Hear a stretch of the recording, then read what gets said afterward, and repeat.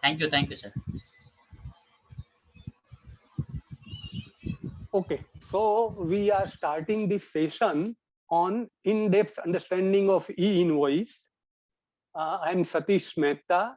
I'm a cost accountant, and earlier I was working in Atul Limited and now retired from them, and had started these knowledge sharing activities. In between there was a break, but again when this E-Invoice limit was raised to 10 crore, I thought many participants will be interested. So I started this, and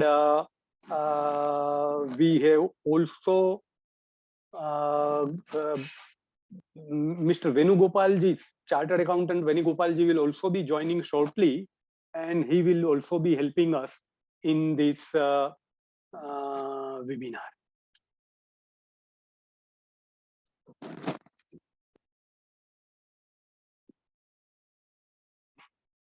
Just 1 minute.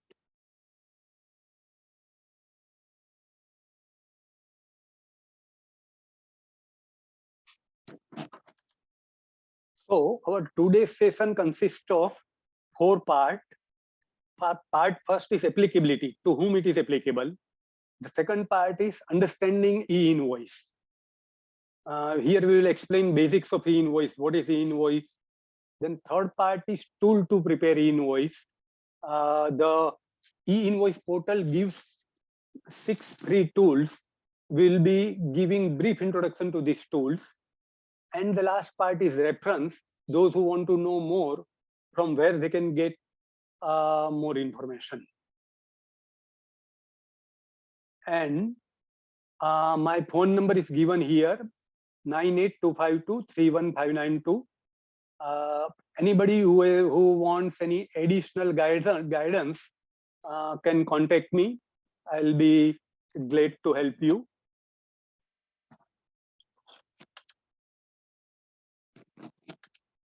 So our first part is applicability, to whom E-Invoice is applicable. This E-Invoice was started from 1st October 2020 with the limit 500 crore, and then it was reduced to 100 crore, 50 crore, 20 crore from 1st April 2022, and now from 1st October 2022 the limit is reduced further to 10 crore. For this, notification number 17/2022 Central Tax dated 1 August 2022 is already issued, and all the taxpayer whose turnover exceeds 10 crore as per government record, they have been already enabled on E-Invoice portal. So they can start making E-Invoice right now. And in future, government is likely to reduce this limit further to 5 crore from 1st April 2023. And all those taxpayers whose turnover is more than 5 crore, they have been already enabled on developers portal. So if they want to use some software they can start testing it on developers portal. They are, of course, as of now not enabled on the E-Invoice portal. And subsequently, government wants to make E-Invoice applicable to all the GST taxpayers except those who are under composition scheme. Since for composition scheme there is no question of getting ITC credit, so E-Invoices will not be made applicable to them. But otherwise, all other taxpayer will be covered in due course. And how much time, we are not sure, because it will be very difficult to apply E-Invoice to smaller taxpayer, because many of them may not have proper PC, proper infrastructure.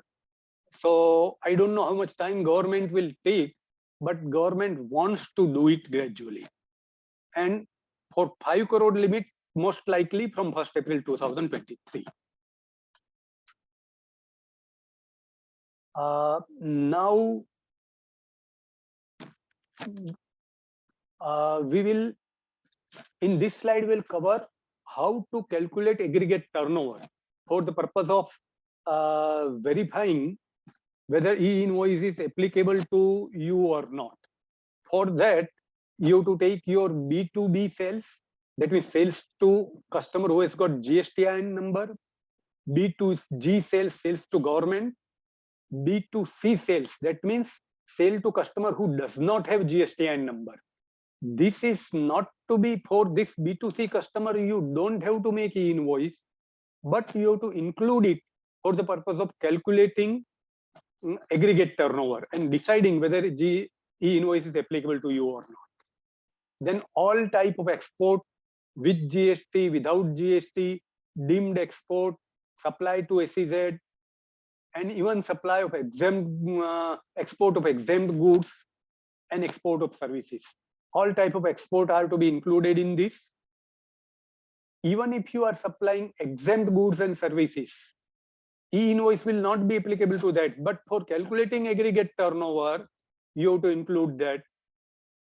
And if you are transferring inter-GSTIN, that means if you have one factory in Gujarat and another warehouse in Maharashtra, and you are starting goods from Gujarat factory to Maharashtra warehouse, such transfer, for them also you have to make invoice and charge GST, and those invoices are also to be included in aggregate turnover.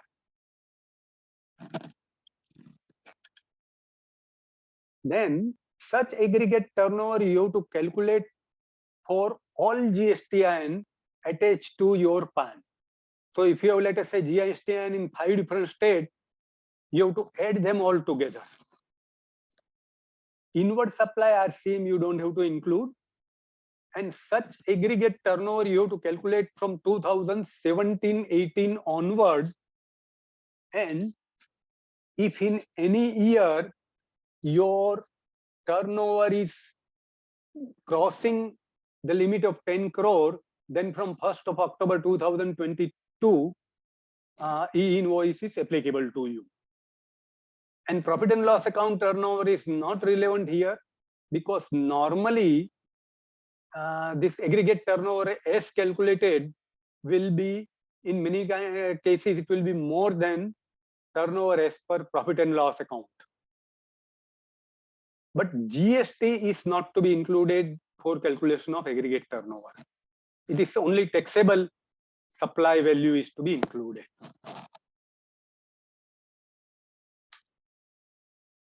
Now I am giving some illustration. See, there is the aggregate turnover for one business was rupee 12 crore in 2020-21. From which date they have to make e-invoice? In 2021 turnover is more, crossing the limit, but in 21-22 they don't have to make invoice. They have to make invoice from 1st October 2022, because the notification is very clear. If turnover is more than 10 crore, e-invoice is applicable from 1st October 2022. Illustration 2, one company or one business has in 21-22 turnover as follows: exempt product 10 crore, B2C sale, that is to customer where e-invoice is not required to be made, 9 crore, or B2B sales turnover is 2 crore. So total 10 plus 9 plus 2, 21 crore. From which date they have to make e-invoice? Do they have to make e-invoice, and from which date? The answer is, since total of this three turnover 10 plus 9 plus 2 is 21 crore, they have to make e-invoice from 1st April 2022. But it is for only their B2B sales. For B2C, they don't have to make e-invoice. Exempt product, e-invoice is not applicable. In case they export, for export e-invoice will be applicable. If anybody has any question, they can ask me. If these points are not clear, you can ask me. The third illustration. A business was started in October 2021.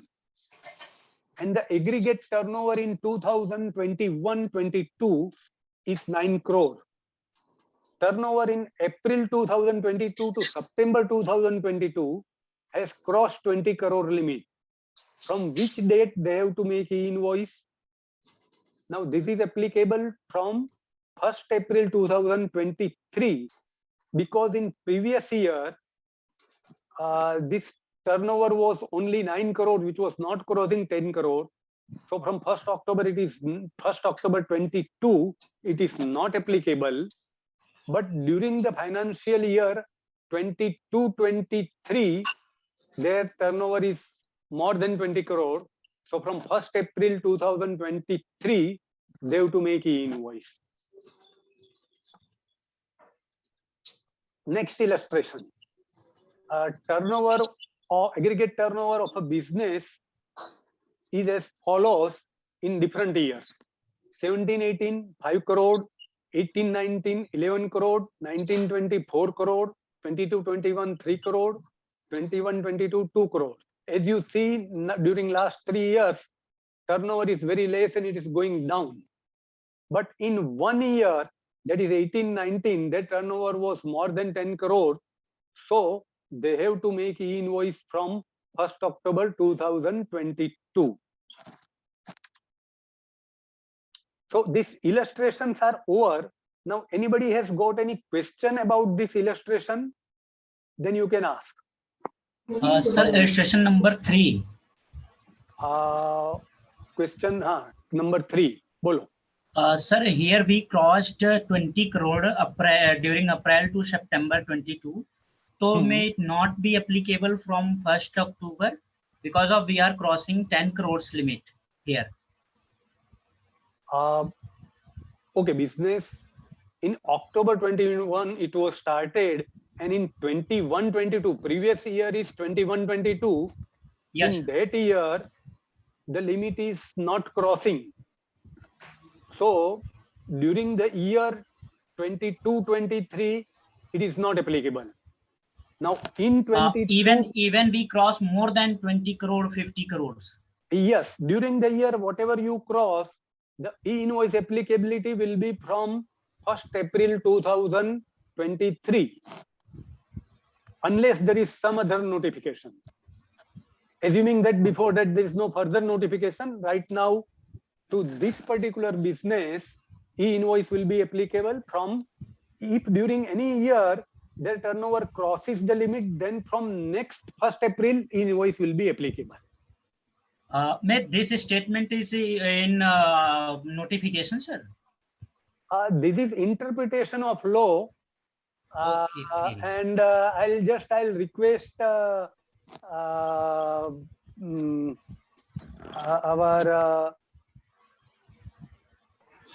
yes, sir. I'll take over. No issues. See, first thing is, this is a part of your FAQ. In FAQ, it is very much available. And till date, what is being practiced is the threshold should have been crossed in any of the previous years. The law is very clear. There is no need even to get into QA, because what it says is previous years. The notification says you shouldn't have crossed the threshold in the previous year, starting 17-18. So when they use the word previous year, automatically in the current year, if you cross, it is not applicable. Yeah, okay. Sir, yes. So the question comes here is only in the current year, sir, I have crossed 10 lakhs or 20 lakhs or 10 crores, 20 crores, 50 crores, but in none of the past years from 17-18 onwards till 21-22, I have not crossed 20 crores. If that is the case, your e-invoicing will not be applicable to you in the financial year 22-23.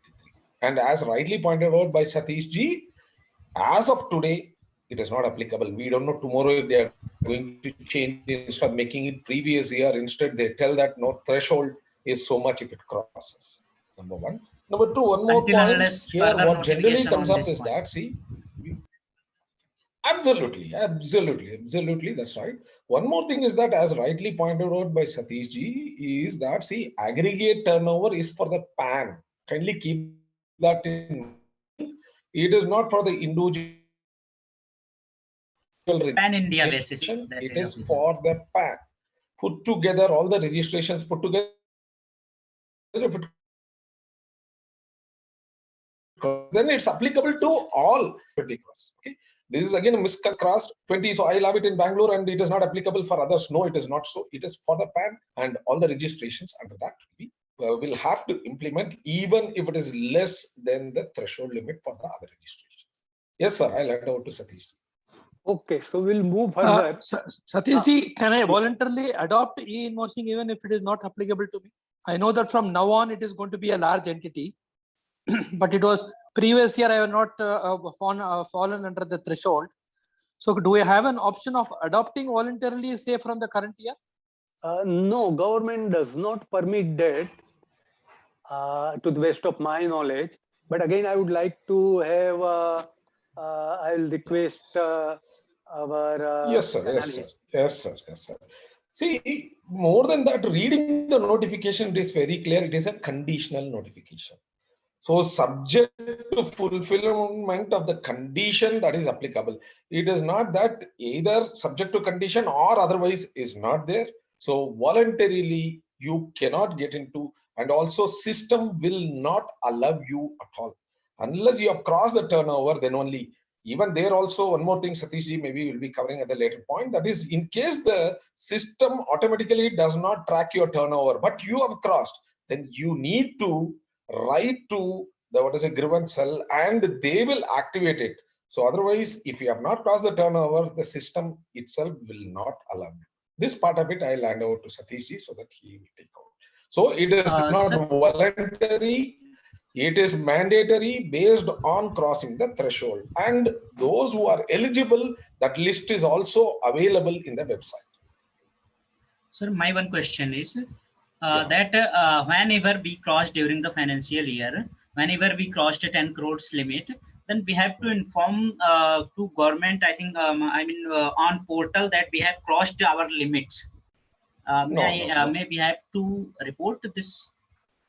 No. As See, on first thing is that to whom this e-invoicing is applicable, first thing is those who are registered.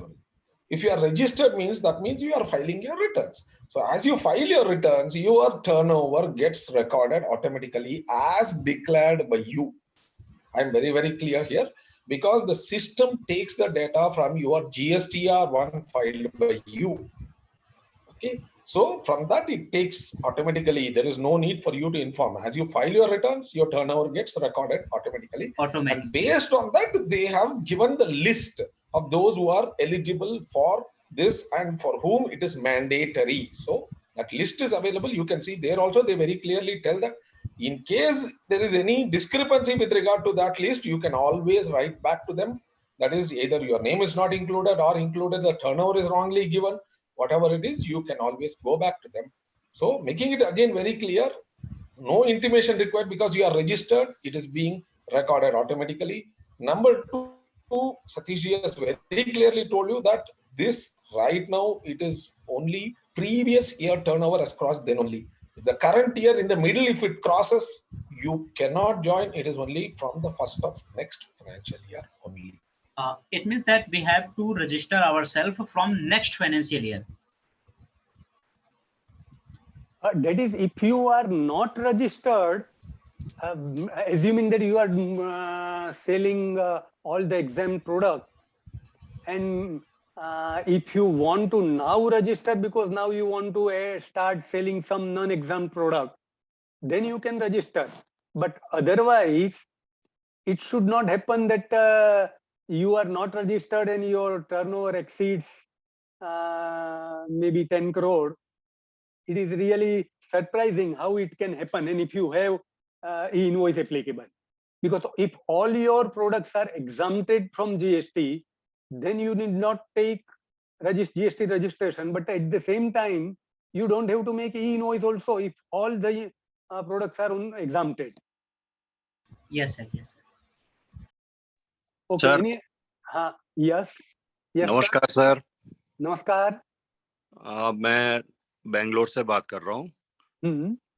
Sir, अभी actually मेरा counter sale retail counter sale है. तो party सुबह में माल लेके जाता है तो उसको मैं रेगुलर बिल देके शाम में अपडेट कर सकता हूँ ई बिलिंग के लिए? देखिए जी, आपको एक तो पहले ई इनवॉइस की एप्लीकेबिलिटी के लिए first you to applicable examine. हूँ मैं। एप्लीकेबल है, ओके। तो इसमें ई इनवॉइस आपको मटेरियल डिस्पैच करते पहले या तो हैंडओवर करते पहले बनाना है।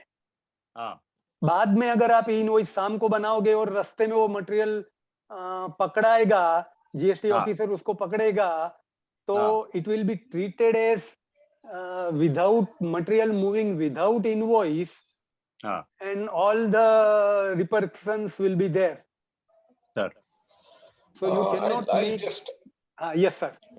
I'll just get in. Satish ji needs to be given little more comfort for the reason your questions, let it be restricted to the slides what has been given there. Right now we were talking about aggregate turnover and suddenly now abhi bill katega ki nahi. Please don't mistake me kyunki Satish ji ka presentation इतना बढ़िया है, उस पे सब कुछ cover हो गया है, तो जैसे ही वो आएगा हम देखते जाएंगे. Please don't mistake me because we will lose track and sir, also Satish ji's flow will go off. Always I tell that please don't intervene so that flow will go off. So restricted to the turnover, if there is any doubt you can ask. And one more thing as added by Satish ji is here, registered may also get into this turnover thing. See, this e-invoicing is applicable only to those registered person because you have an exemption up to 20 lakhs or 40 lakhs as the case may be depending upon the state.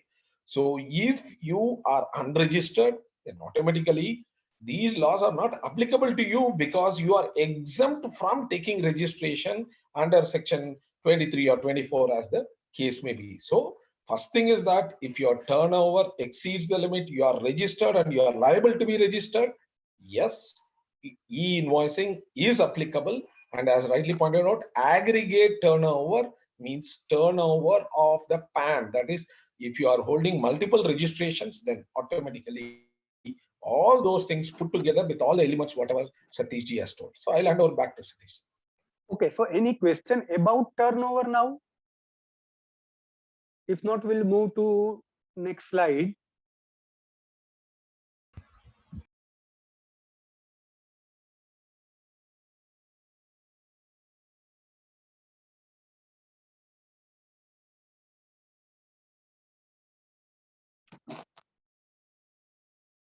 So this illustration 4 we had covered. Now we are coming to exemptions. SEZ, that is special economic zone, they don't have to make e-invoice. But SEZ developers have to make, they are not exempt. Then if we supply, if anybody else supplies material or services to SEZ, then that is not exempt. For that, if e-invoice is applicable to you, then you have to make e-invoice. The next point is free trade and warehousing zone. They are also exempt because they are also treated as SEZ. Exemption to business, insurance and banking company, entire business is exempt. Goods transport agency, they are exempt. Passenger transport business, that is also exempt. Cinema multiplex, that is also exempt. But one thing you have to keep in mind that above business makes any supply other than specified business, they will have to make e-invoice for the same. Let's say if they are selling some scrap, that scrap sale, for that they will have to make e-invoice. Sridharji, am I correct here? Yeah, I'll just add small things. First is SEZ, as rightly pointed out in the slide also, we will make it very clear that SEZ making supplies, they need not raise e-invoice. The reason is nothing but whenever SEZ makes any supply to a non-SEZ unit or to an SEZ unit as the case may be, they are all under bill of entry. So for goods, it is always bill of entry. Now the question comes is that in case of service, they are required to raise an invoice. So there is no such thing. SEZ per se is exempt from the purview of making, what is a e-invoice is concerned. But it is not the other way. Trade is always getting confused. Sir, SEZ को मैं supply कर रहा हूँ तो क्या होगा? नहीं, आप जब SEZ को supply करेंगे, and if you are eligible for e-invoicing, you will have to make a e-invoice is concerned. The same is the situation of FTZ also. Next, coming to the other exemptions, they are specific to the industry. Like see, banking, for bank, whatever activity they do, they are exempt. But in case of multiplex, it is only for the, your cinema business is concerned. If you do anything other than that, automatically it enters. It does not tell that the suppliers of service by way of admission. See, it is specific. They don't tell multiplexes are exempted from e-invoicing. No, it is not. Supplier of service by way of admission to the exhibition of cinematography films. If, for example, he wants to sell a projector, unused one or something like that, then they will attract e-invoicing is concerned. Number one. Number two, why they have made these multiplexes the other way around also, their major thing is going to be B2C only.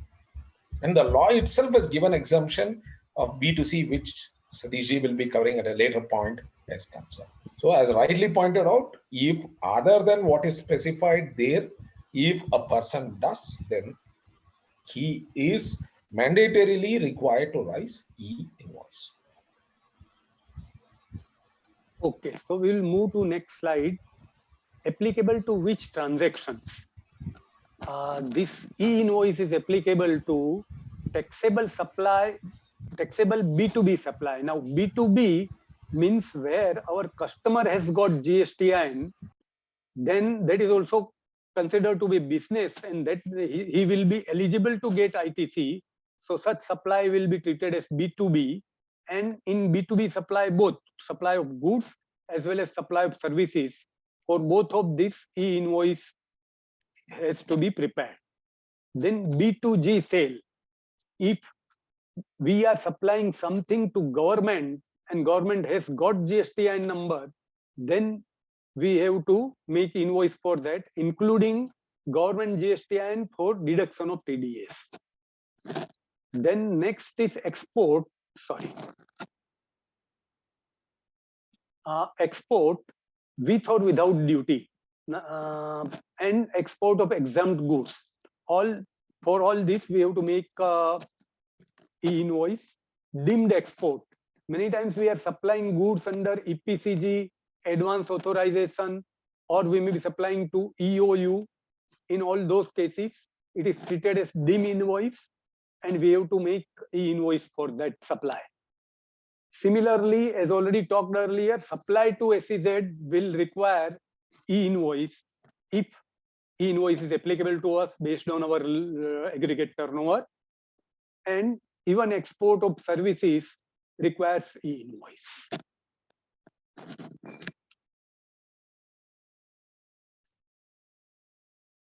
Then inter-GSTIN transfer. If you are transferring goods from one GSTIN to another GSTIN, you have to make invoice and charge GST in that, and that for that, if e-invoice is applicable, then you have to make e-invoice for that also. If you are making an outward supply to which RCM is applicable, then you don't have to pay GST on it. GST will be paid by recipient, but you have to make e-invoice if e-invoice is applicable to you. Now then I'll give one example. If A is providing security services to B, and B is, so on that, B is paying GST on reverse charge basis. Then if A's turnover exceeds the limit, then A will have to prepare e-invoice for this, but GST will be paid by B on RCM basis, so A will not be paying GST.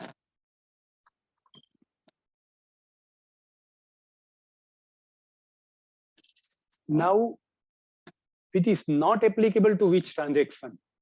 If it is B2C sales, for such sale or supply, you don't have to make e-invoice. There is separate provision for dynamic QR code, where if turnover is more than 500 crore, it is applicable. Will not go into detail of that. but it is different from E-Invoice. It's not an E-Invoice. But one thing retail business should keep in mind, that even if they are supplying, making a single supply where the customer has got,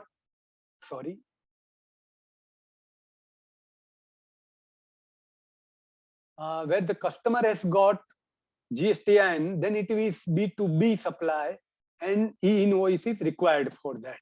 So many of the retail businesses will also need facility to make E-Invoice because of this particular aspect, because some of their customer may be having GSTN number and they would like to claim ITC. Then next point is supply of exempt goods or services does not require E-Invoice. Even GST is not to be charged in them. But again, one has to be very careful. For example, for all hospitals, the health services are exempt. But if they are selling some scrap, then the scrap sale is not exempt. For that, they have to make E-Invoice. So for all those hospitals whose turnover crosses 10 crore, they will have to now have facility to make E-Invoice for this type of abnormal transaction. Similarly, petrol pump, many petrol pumps are asking me question. So their sale of petrol and diesel does not require E-Invoice preparation. But many of them are selling lubricant also. GST is applicable on lubricant, and therefore, if their turnover crosses 10 crore limit, then on lubricant invoice, they have to charge E-Invoice. They have to make E-Invoice, sorry. And of course, GST will be charged on that. Then another item that people get confused is job work. When we are sending material for job work, we have to make only challan. Similarly, when material is coming back after job work, it is coming back on challan.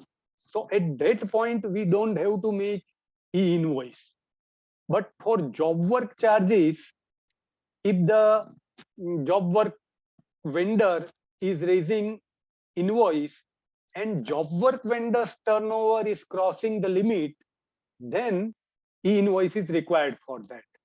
Here, one should note that job work vendor's turnover should cross the limit, not the original manufacturer or original party who has sent the goods for job work. Then second point to keep in mind, goods sold after job work. If we have sent goods for job work, and if we give instruction to him to send directly to our customer, then it becomes our supply. And for that supply, E-Invoice will be applicable if our turnover limits the crosses the limit.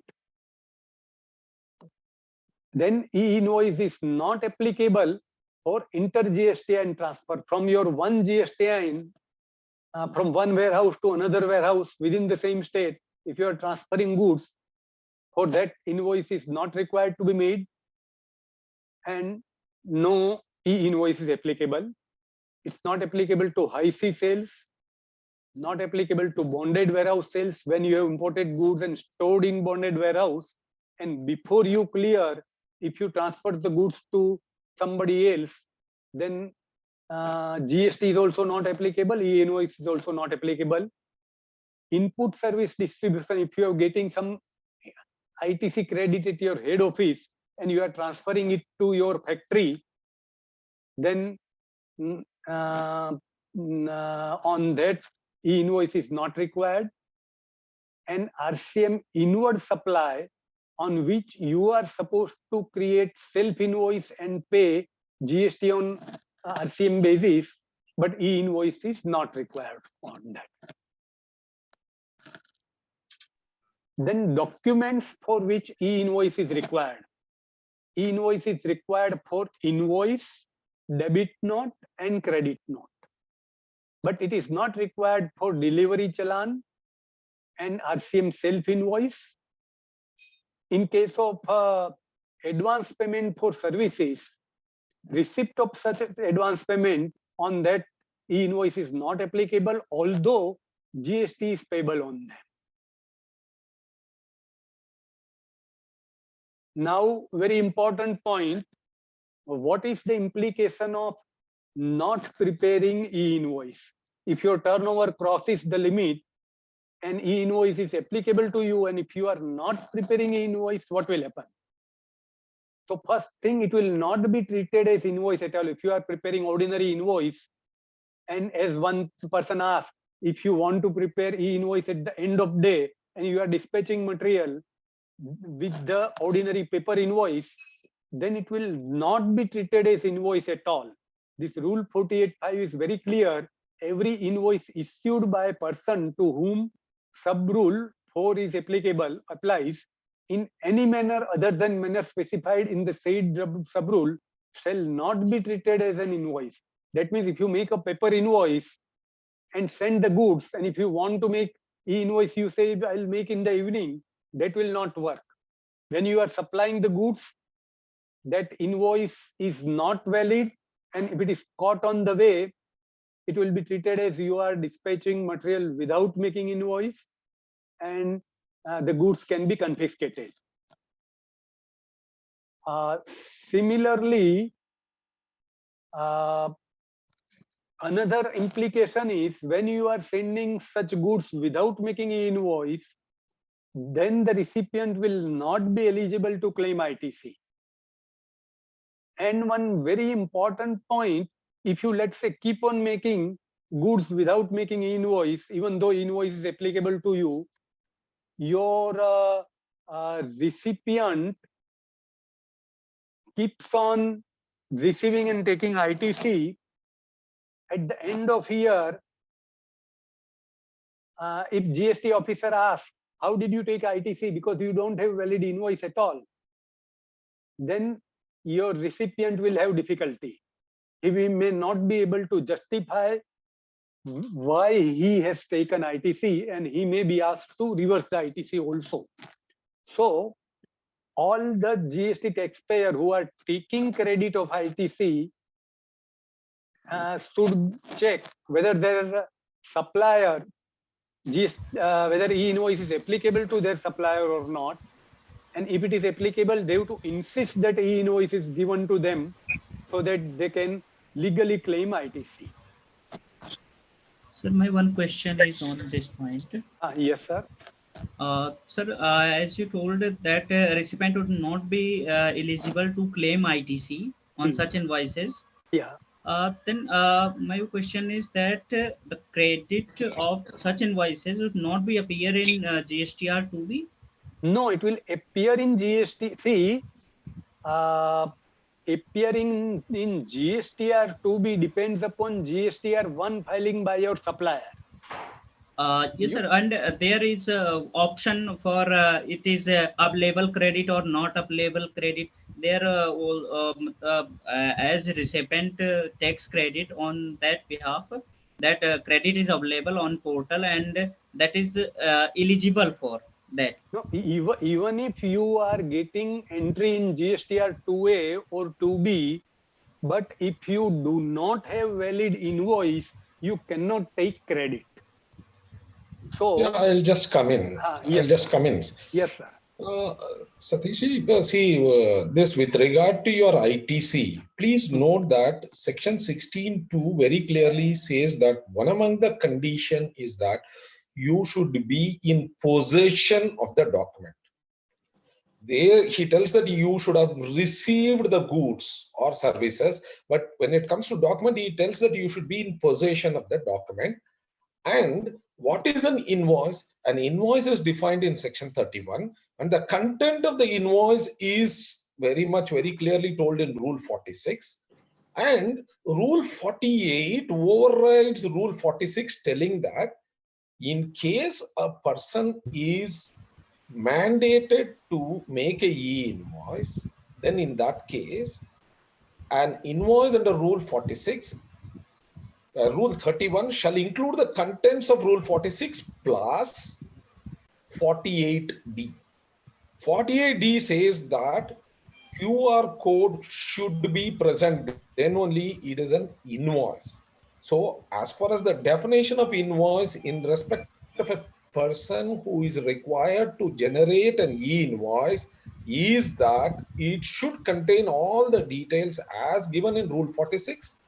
Over and above that, QR code should also be present. When a QR code will come in, that Satish ji will tell you, but QR code is nothing but it is a symbol that yes, your invoice has been registered under the invoice registration portal is concerned, then only you'll get the QR code. So once the QR code appears in your invoice, then only it is a valid document. You are in possession of a valid document. Just because it appears in your 2A or 2B, you don't become eligible, because that is one among the condition is that it should have appeared in 2A or 2B as the case may be. But that is not the only condition. Everybody go ahead telling that, sir, ये तो 2A में है, 2B में है, तो मैं ले लूंगा. ऐसा नहीं है. आपके पास डॉक्यूमेंट होना चाहिए. आपको goods या services receive. You should have received the goods or services. Then he should have filed the returns. You should have paid within 180 days. Like this, there are so many conditions subject to 17(5). So Yes, sir. appearing in 2B is one among the condition. That is not the only condition. And Yes, sir. for those who are required to make a e-invoice, if he issues any document other than QR code, again I'm mentioning very clearly, other than QR code, simply mentioning that registration number is not enough. E-invoice registration, QR code is a must. So if the invoice is there without QR code, then it is an invalid document. And as rightly pointed out by Satish ji in the previous slide, if a goods moves on a invoice, so-called invoice, which does not have a QR code, it is an invalid document and it will be treated as movement without invoice and the goods will be seized. Yes, I'll hand over to Satish. Yeah. So Sir, one more thing, sir. yeah. Sir, how recipient can identify that that his supplier is eligible for making e-invoice, and may he have to check it on e-invoicing applicable that Excel which is available on e-invoicing portal? Yes, we will be covering this point in subsequent slide. The portal provides facility for checking. So you can check. Due diligence has to be done by you. How to do the due diligence? Satish ji will be guiding. Due diligence is nothing but it is for you to ensure that he is mandated to raise an e-invoice. How to know that? That's Satish ji will guide. Okay, thank you. Sir, may I ask some question, please? Yes, sir. Sir मेरा एक सवाल ये था, एक clarification था. अभी आपने जैसे गवर्नमेंट को सप्लाई होती है तो उनके पास जो टैक्स डिडक्ट अकाउंट नंबर होता है, तो तब भी हमको उनको ई इनवॉइस बनानी है. हाँ, अगर आपका टर्नओवर क्रॉस करता है तो उसके लिए भी आपको ई इनवॉइस बनानी है. ठीक है सर. दूसरा क्वेश्चन सर, जो हमारे क्लाइंट है वो जब गवर्नमेंट को सप्लाई करते हैं तो वो पहले चालान पे सप्लाई करते हैं कि चालान पे माल भेज देते हैं, उसके बाद इनवॉइस बनाते हैं, उस टाइम ई इनवॉइस बना देते हैं उसकी. तो सर वैलिड है ये? चालान पे माल जा सकता है ना पहले? क्योंकि कई बार क्या होता है गवर्नमेंट उस माल को रिजेक्ट कर देती है, कुछ रख लेती है, कुछ रिटर्न कर देती है. देखो, चालान पे अगर आप माल भेजते हो on the condition that you can accept, then it will be treated as sale. If you otherwise it will not be treated as sale and it can be returned back, then it is okay, but otherwise it may not be okay. What document you are preparing, it depends on that. If you are preparing a document clearly stating that this is sent on approval basis, if you approve, then only it will get converted into sale, then it may be okay. But once again, I'll request. Yes, sir. I'll take over. Now, see, if you look at the law is very clear that delivery challan is a document for movement of goods wherever it does not amount to supply. That is what Satish also made it very clear, that if it amounts to supply, it has to go under an invoice. But now what the question that has been raised is nothing but, sir, at the time of supply, I'm not sure. It may become a supply or may not become, which is nothing but government has to approve or the recipient has to approve. On his approval, it will become sale. If he does not approve, it will come back. So your condition or your purchase order itself is conditional. Then you can always move it under a delivery challan telling sale on approval. You have that facility. And also e-invoice, when you are making e-way bill, other than supply, sale on approval, you can use that and you can send it. The moment it becomes a sale, you are required to raise a e-invoice. And in that case, you will not raise a e-way bill because supply has already taken wide your delivery challan is concerned. So don't get into the hassle of making a e-invoice and also what is a e-way bill, even though goods does not move. Don't do that. You mentioned it very clearly in the e-invoice. Goods have already moved wide delivery challan number so, which is now treated as supply. So as rightly pointed out or rightly replied by Satish ji, if at the time of supply, you know that at a later point it will become, at the time of movement, at the later point you will know that it will become a supply. The moment it becomes a supply, you are supposed to raise an invoice. But for movement, you will put it under a delivery challan, making it sale on approval. You should specifically mention this. Otherwise, it will be questioned and you'll land up in trouble. So sending under delivery challan, if it is a sale on approval case, yes, you can send it under delivery challan. And then once this happens, it has to be done. Now, what is the time limit, sir? एक तो मैंने delivery challan पे भेज दिया है, sale on approval, 1 साल 2 साल तक रख सकता हूँ? No.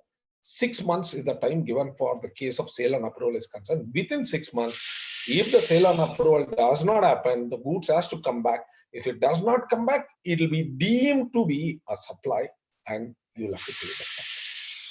ठीक है, थैंक यू सर। मतलब जो चालान भेज रहे हैं उस पे ये लिखना सही रहेगा कि this is good sold on approval basis, Not Sale sold on approval basis.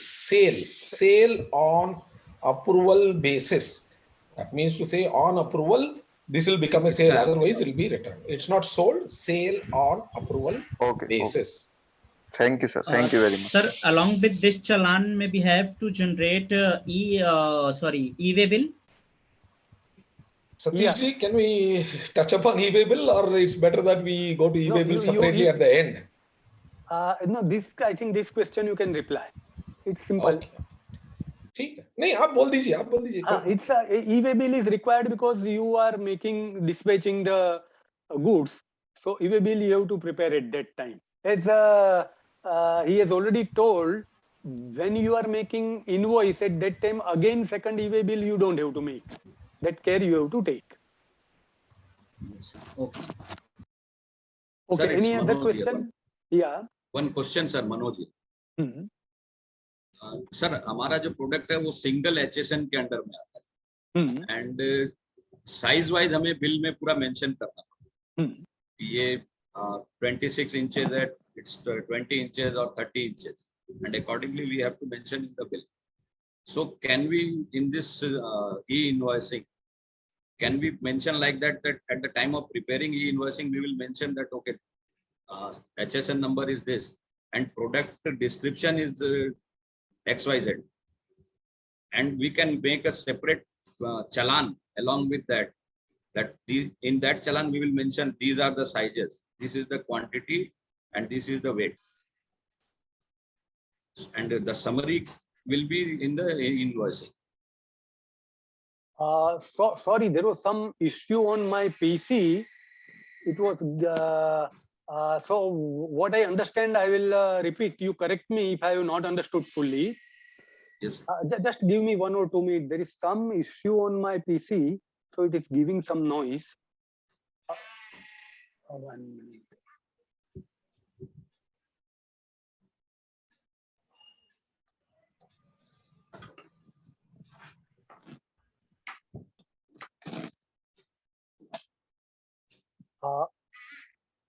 Okay, so what I understand, you in one invoice, how many items you will be making, including large number of items? We are at least 8 to 10 items are 8 to 10 items. All are under one HSN. At present, we are mentioning 10 items under one HSN. Okay, then what you are not mentioning in the e-invoice? I want this one that right now we are mentioning 10 items. So can we having this option that under one and all those items, suppose we are having supplying PVC. So every time 10 in front of 10 items, we are mentioning PVC 14 inches, PVC 20 inches, like this 10 10 sizes are there. Yeah. So in e-invoicing, shall we have to mention like this, or shall we only simply mention PVC, this much of 100 kgs, and this is the rate, and along with that, can we add a delivery challan on which we can mention the e-invoice number or ITRN number, that against this email challan, this number has been mentioned, and in portal only single HSN is there, and the description, that is PVC, is mentioned over. Prices are based on what? It is per number, per kg? Per kg. Per kg. That means total Yeah. quantity, total kg you can mention single figure. Yeah. And one item you want to mention. Right. But since for our party's purpose, our buyer purpose, we have to send him the details also, that 14 inches this much kgs, 20 inches this much kgs. So these details are there, but all are under same HS. Okay, I think in my opinion, since the prices are on per kg, that will be acceptable. But I think let's get Sridharji's opinion also. Sridharji? Yeah. No, what I can understand from this is that in the invoice, whether the unit of measure, is it going to be mentioned as kgs or numbers? First, you can clarify this. Yeah, it is in kgs, sir. It is in kgs. Only it is in kgs, but of different sizes are there, that maybe the MM may change. See, it is first thing is, as far as the invoice is concerned, and maybe this is chapter 39. Chapter 39, kgs is acceptable unit of measure. So you can mention it kgs, but then you can also mention that details or specifications as per annexure. You can mention, and in the annexure, you can give, because this information is required by your customer also. So in the invoice, you need not give because it is going in kg. You are not giving it in numbers. If you are giving it in numbers, then you need to specify each specification wise, like 10 mm, 12 mm, how much you will have to put. But this all put together. Next, packing. Packing also is most important. That is nothing but if you're going to pack them together and then tell it as so many kgs, fine. But you are going to pack them that 12 mm separately, 3 mm separately, then it is advised that you give the description. But to make your job easy, what you can do is that, for example, plastic bags, you can put it, okay, HSN 3926 or whatever it comes there, and then you're going to tell 10 kgs. Then you can tell that specification details as per annexure. And that you can give it. It need not be a delivery challan, because delivery challan should not be raised whenever there is a supply. So you can give it as an attachment wherein you can give all those specifications, because those are the requirements of your customer, without which he may not accept. So you can mention specifically that specification details as per annexure. As far as e-invoice is concerned, kgs will do. There should not be any issues. Thank you very much.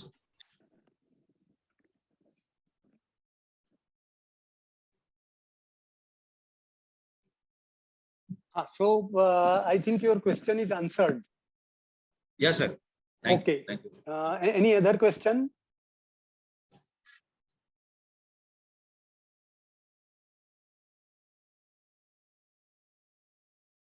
So now, time of e-invoice preparation, this is required before delivery of goods or issue of invoice to recipient, whichever is earlier. And we have already answered one question on this point. Future dated e-invoice cannot be prepared. If I'm going to supply material tomorrow or day after tomorrow, and today if I want to prepare invoice and e-invoice, the e-invoice portal will not accept it. But past invoices, e-invoice portal he was accepting earlier. I don't know recently if there is any change. Sridharji, any change recently in that? No, it takes. It takes till the past invoice. It takes it. Yeah, okay. Yeah. So once again, I will repeat, the invoices are to be made before delivery of goods. Normally, when invoice was not applicable, people used to prepare the invoice and they have option to correct and do all the changes, etc. till the end of a month when they are filing return. They send detail to GST a consultant and then GST consultant will verify, correct, and then file the return. Now that freedom is gone, you have to make e-invoice before dispatch of material, and once e-invoice is made, there is very limited way of correcting or changing it, which will come in subsequent slide.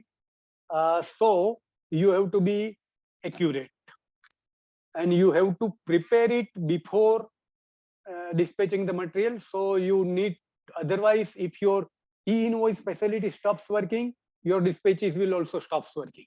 So it is very important. So may I ask one question? Yes sir.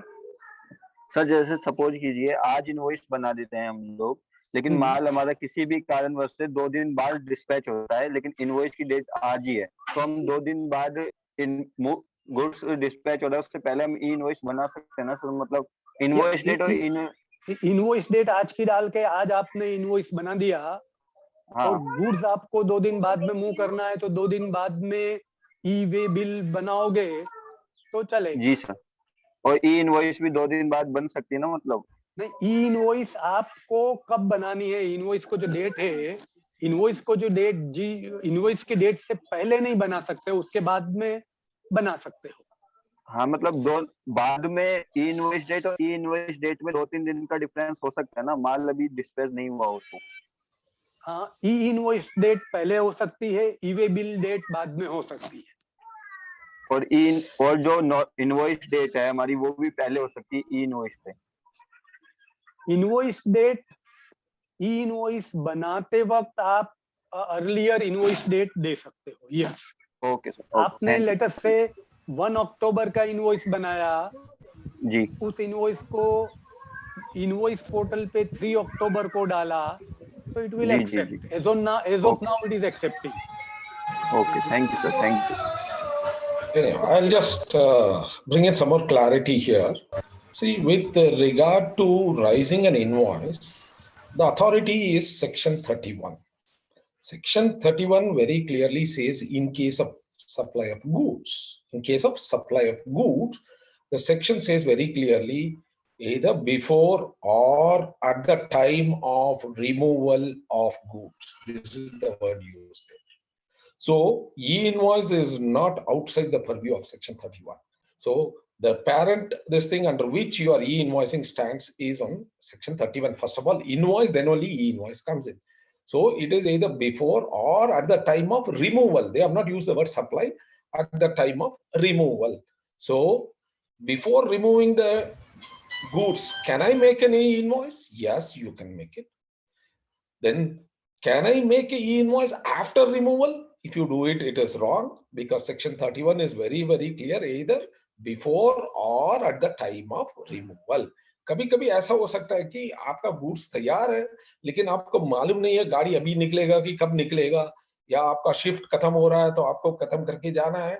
So you can raise an invoice before, but not after removal. So the law only gives you this before or at the time of removal. Now the question comes is that once I raise a e-invoice, is there any validity? मतलब जैसे कि ई invoice बनेगी वैसे ही goods को भी जाना चाहिए, ई way bill भी बनना चाहिए कि नहीं? That's the question comes. This is every time people keep asking. See, the thing is here, first is e invoice is different from e way bill. They are two different, under two different sections they are there, under two different rules they are there. So don't link them to tell that जैसे ई invoice बनेगी ई way bill भी बनना चाहिए, नहीं, ऐसे कोई नहीं है। ई वे बिल के लिए when the goods are out for supply, then only you are required to do. That is, once you make a e-way bill, the meter starts ticking और आपका वक्त वहीं से शुरू हो जाता है. So there can be a gap between number one e-way bill and your actual movement of the goods and your invoice. But invoice should be first, next should be e-way bill, because without an invoice you cannot prepare a e-way bill is concerned. So now today I am making a e-invoice, लेकिन आज goods नहीं जाएगा, कल जाएगा, आपको मालूम है कल जाएगा, तब भी आप आज बना सकते हैं, आज के डेट में बनाएंगे लेकिन जैसे goods जब जाएगा तब e-way bill बनेगी. I'll give you one more example. Best example is nothing but month end. जैसे कि ये for the purpose of window dressing or your performance, you would like to raise the invoices in the month end, but the actual movement of the goods will take place on first, second, or third. Now, can it be done? See, there is nothing called window dressing. I am trying to address by way of law. Law allows you, telling that, see, before supply, you can make an invoice. So you have made it. And nowhere in the law, it tells that once a e-invoice is made, immediately goods have to be moved. No, that is not there. So as far as validity for movement is concerned, anytime you can do. But generally we don't advise this to the management, because management तो बोलेगा फिर 31st को और invoice बना दो और invoice बना दो और invoice बना दो, 31st को बाद में चाहिए तो कुछ करेंगे. लेकिन legally speaking, there is no time limit, or what should be the gap between an e-invoice and a e-way bill. There is nothing. But if somebody catches you in the road, they're going to ask you, अरे बाबा 31st dated e-invoice के लिए आप 10 तारीख को movement कर रहे हैं, तो वो बोलेंगे इसी इनवॉइस में आपने 10 बार मूवमेंट कर लिया होगा. उसको तो कोई स्टॉप नहीं कर सकते. It is for you to prove that only once it has moved, if there is a too much gap.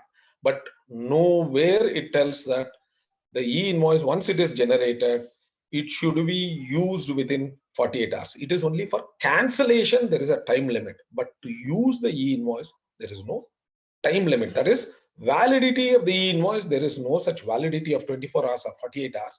Even after 3 days, you want to move the goods, because sometimes you would have done it. Then suddenly container नहीं आता है, container cancel हो जाता है. तो क्या करेंगे आप? e-invoice तो बना दिया है, तो उसकी problem नहीं है. If you have no objection, you can retain the same invoice and you can move it later also.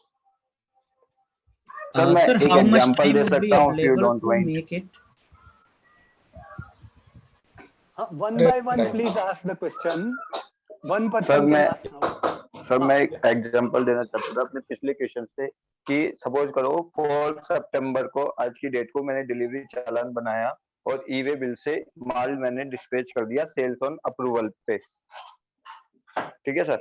और 7 सितंबर को मेरा गुड्स अप्रूव हो गई कि हाँ ये सेल होगा, और 7th को मैंने अपने पोर्टल सिस्टम पे इनवॉइस तैयार कर दिया कि हाँ ये माल गया था, उसका इनवॉइस बना दिया.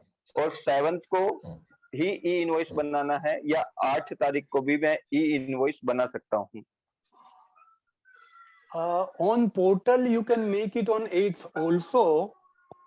There is no, as of now there is no restriction.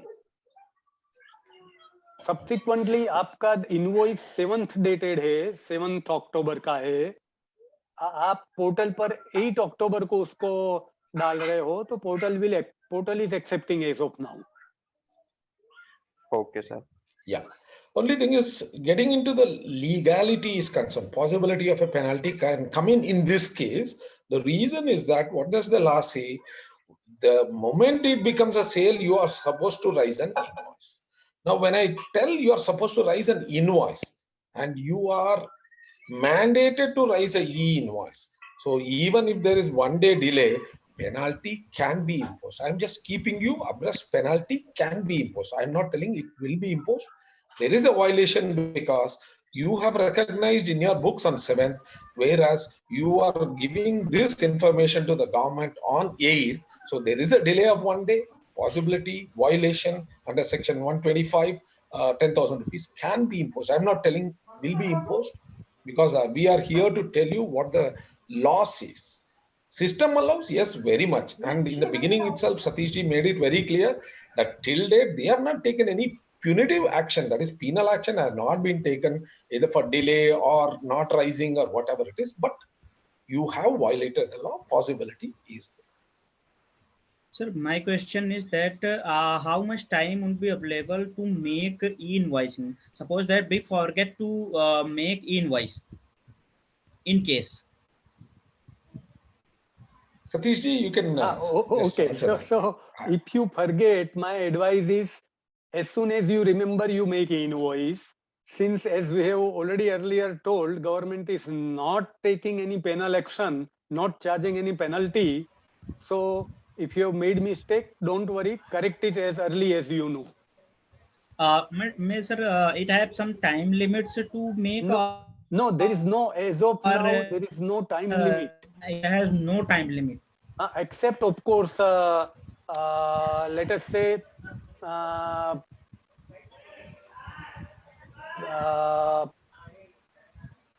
if it is, I am assuming that it is before your monthly return filing date.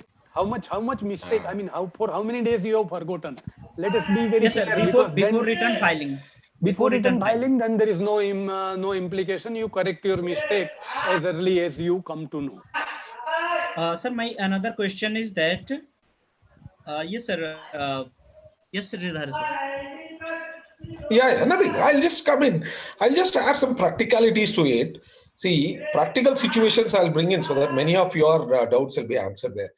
एक तो ऐसा है कि मैं भूल गया ई इनवॉइस मेरे लिए एलिजिबल था लेकिन मैं भूल ही गया मुझे मालूम ही नहीं था 2-3 महीने के बाद मुझे किसी ने बताया कि अरे यार तुम ई इनवॉइस बनाना था नहीं बनाया तो क्या होगा तो अभी ई इनवॉइस बन सकते हैं हाँ बना सकते हैं इसमें तो कोई प्रॉब्लम नहीं है आप बैकडेट डाल के बना सकते हैं आपने तो शायद I think so you would have filed your GSTR1 based on your invoice. Whatever invoice you had raised, that is before raising the e-invoice.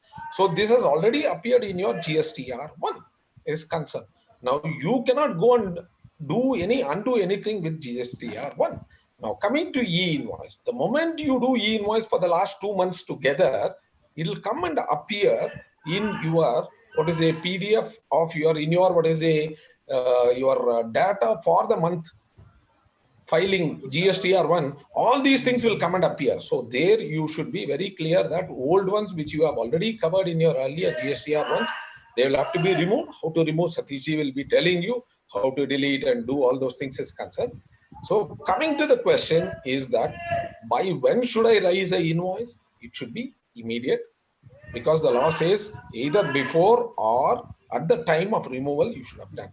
But after removal, whenever you're doing, you can do it. There is nothing wrong. You are trying to only regularize your earlier act, whatever you have done now. But since you have already filed your returns, there is no question of amending or doing anything. Here, the only question comes up is that आज के date पे आप e-invoice raise कर रहे हैं, तो उसको share करो उनके साथ. कल कोई problem आएगा तो it has to be fought out, telling that it's only technical. In as much as later on it has been done and taxes have been paid. It has been regularized. Just I would like to add here one thing. If you are filing e-invoice or if you are preparing e-invoice of earlier month, then their entry does not come in GSTR1. This just one. In fact, taxpayers had asked this question that we have filed invoice of earlier month. Why entry is not coming in GSTR1?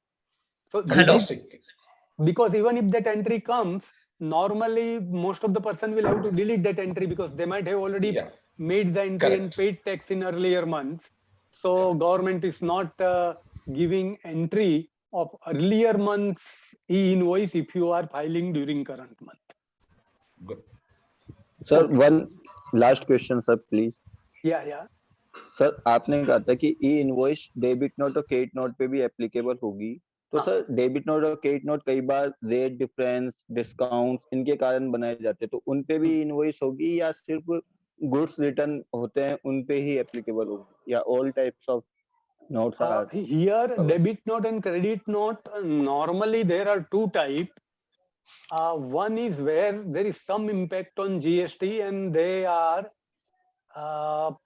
supplier is making, for making a debit note and credit note, there are certain special conditions specified in the law.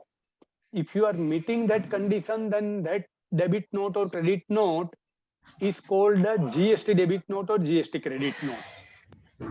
Other than that, if there is no impact on tax paid and there are some minor changes, many times either supplier or customer makes a what they call commercial debit note or commercial credit note, which has nothing to do with GST record. So if it is such type of commercial credit note or commercial debit note, then e-invoice is not required for that. But if it is normal e-invoice which affects GST, then you have to make e-invoice for that, and it is to be made by supplier only, not by customer. Customer cannot make debit note or credit note under GST law. Yeah, Sir, I'll just my add last something question. more here. No, I'll just finish this because this is a very, very important question raised with Yes, regard yes. to debit note and credit note. See, the understanding is very clear that debit note or credit note involving GST implication and raised by a supplier only needs to be first reported. Section 34, it talks very clearly, a registered person may, after supply, post supply, if any corrections are required to be made in the invoice already raised by you at the time of supply, then you are required to raise this document called debit note or credit note. Generally, what people do is they follow the erstwhile regime law and they go ahead making a supplementary invoice. In GST, there is supplementary invoice, but that definition of supplementary invoice is different from the normal supplementary invoice used in the normal trade parlance. That is, post-supply escalation, that is increase in price. People raise a supplementary invoice. It is not so in GST post-supply.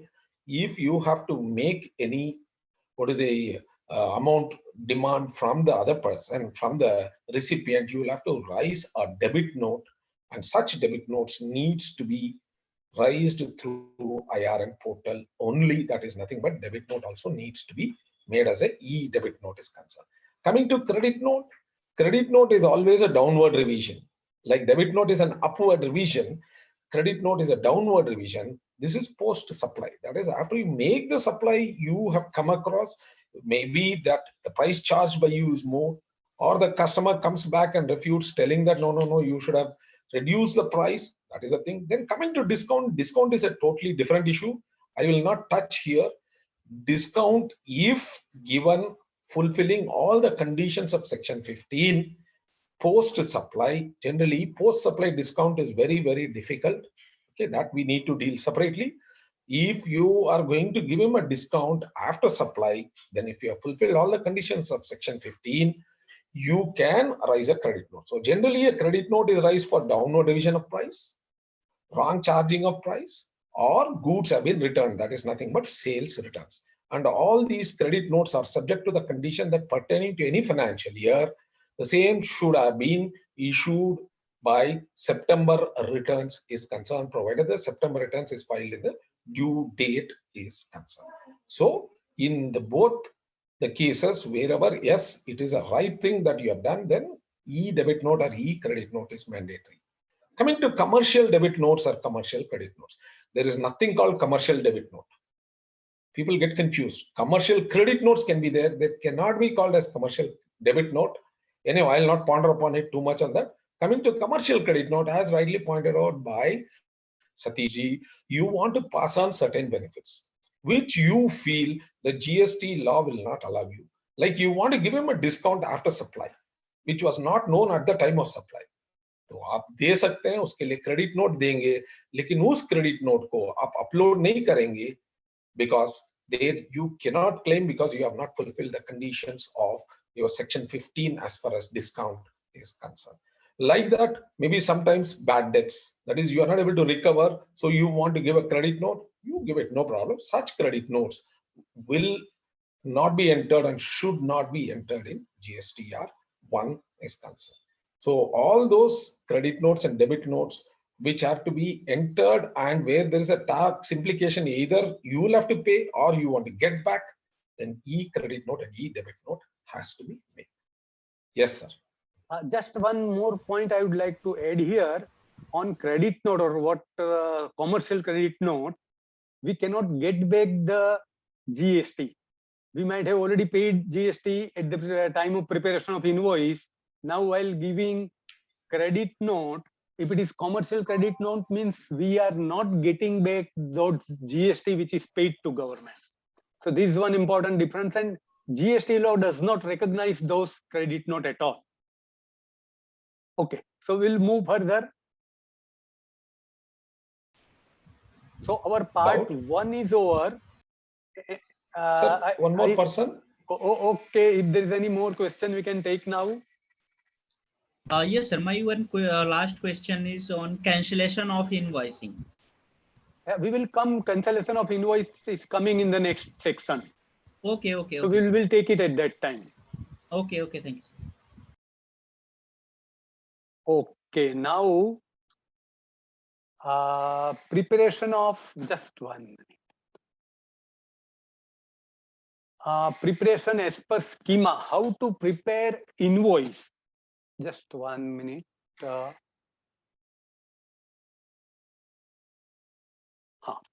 Now, how to prepare e-invoice? About that, there is a notification number 60/2020. This notification gives what are the fields required and what should be their content. So it has to be prepared as per that schema.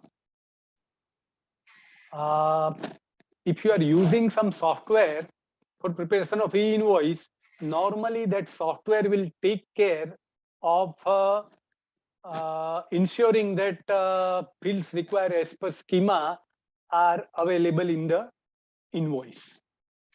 If you are using some tools which are provided by E-Invoice portal, again then that tool will take care to ensure that.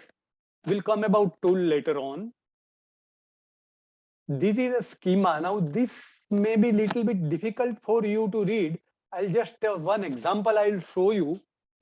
It is giving list of all the fields. One field is supply type code. Here in the next question, cardinality, it is mentioning 1.1. First one means minimum 1 times means it is required. And second one is maximum 1 time, means it cannot be made entered multiple times. It is exactly 1 time you have to enter. Its description is code for supply type. And in next column, it is specifying it is mandatory. In the next column, it is specifying enumerated list, means there is a list of value from which you have to select one value. So here the list of value goes like this. B2B means business to business. Your supply can be business to business. B2C, SEZWP means supply to SEZ with payment of duty. SEZWOP means supply to SEZ without payment of duty.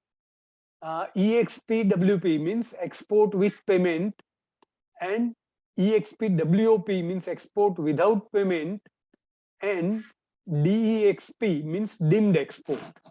Out of all these values, B2C, for which e-invoice are not permitted.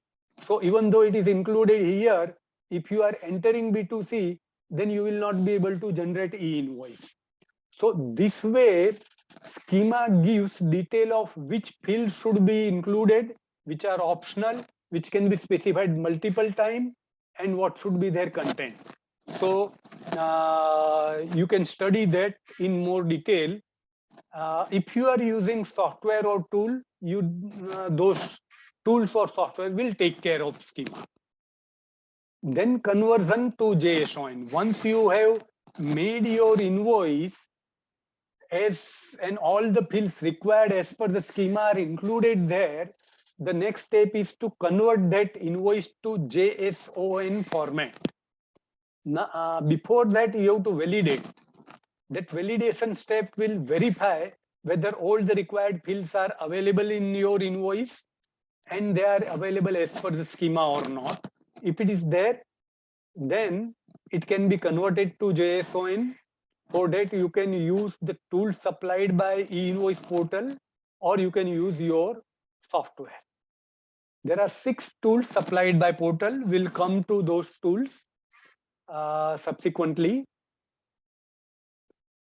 Now, uploading JSON. Once you converted your invoice to JSON format, that file you have to upload to the E-Invoice portal. And if you are using software, it will be done automatically. If you are using these tools, you will have to do it manually. Once you upload that JSON portal, the E-Invoice portal will verify that JSON file once again, validate it once again, and it will be done within a less than 1 second, and you will get back. If there is some error, it will give error message. If there is no error, it will give you digitally signed E-Invoice, digitally signed QR code, along with acknowledgement number and date. And that is the digitally signed E-Invoice plus digitally signed QR code. This together consists of valid E-Invoice. Now, digitally signed file. This QR code and E-Invoice, which is signed by NIC digitally, means that anybody can verify whether they are okay or not. If anybody make changes to those files, then during verification, it will be detected that this is not the original file, it has been changed. And also it can be verified that it is digitally signed by NIC only. It's not signature of any other person, it is signature of NIC. So once it is proved that there is no change in the invoice and it is signed by NIC only, not by any other person, that is a valid invoice. You can even prove that in court of law. So that digital signature is very important part in proving that your e-invoice is valid. Saving. Now, once you receive that you will again receive in the form of a JSON file in which all this content will be there. You have to save it. If you don't save it, you can still T+3 days. That is, today you have created e-invoice. For next 3 days, it will be available on e-invoice portal. After that, it will not be available. So you must save within these 3 days. If you are using those tools, you have to take care for saving. If you are using software, probably your software will provide facility for saving. Sending to recipient. Now, once this e-invoice you have received, you have to send it to your recipient. You can send it either in JSON format via e-invoice. You can convert it to PDF file. In PDF file, adding QR code is must. So you have to add QR code. And that PDF file you can send. Or you can take printout of PDF file. There also QR code must be there. So that printed file you can send via post or courier or any other physical means. So these are the 3 means normally utilized for sending to recipient. And then e-invoice, sorry, just 1 minute. The e-invoice has also to move along with the goods. So, and at that time you have to make e-way bill also. That e-way bill point will come subsequently. But again, when you are sending along with the movement of goods, at that time, it is desirable to have either PDF or printed copy, because JSON copy, maybe if you are sending along with driver, he may find it difficult to show the JSON file.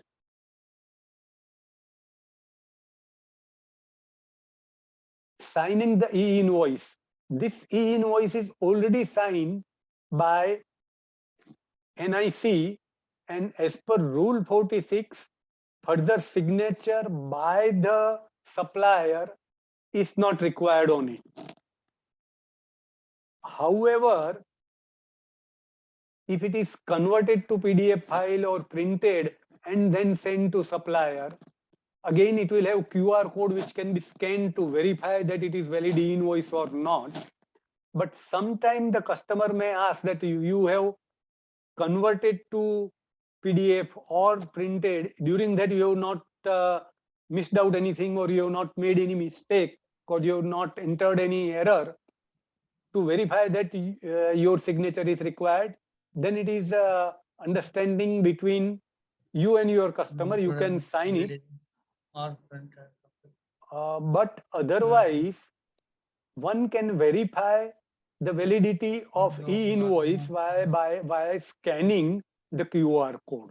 So it is not strictly required, but it is between understanding between you and your client. I think somebody is asking some question. Hello.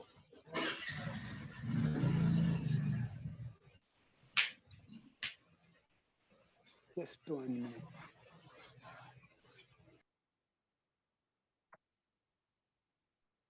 Invoice reference number. When you are preparing e-invoice, it is giving this invoice reference number. Now, this invoice reference number is not very easy to enter it, and it is also not supposed to be entered manually. It is already included in QR code. So you are supposed to scan QR code, and this IRN will be automatically included in it. And this IRN uniquely identifies your invoice.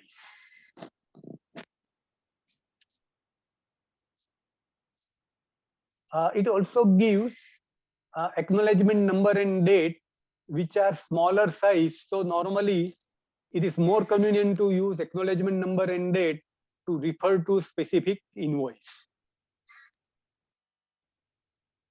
Now IRN includes this 4 information: supplier GSTIN number, year of invoice, document type, and document number.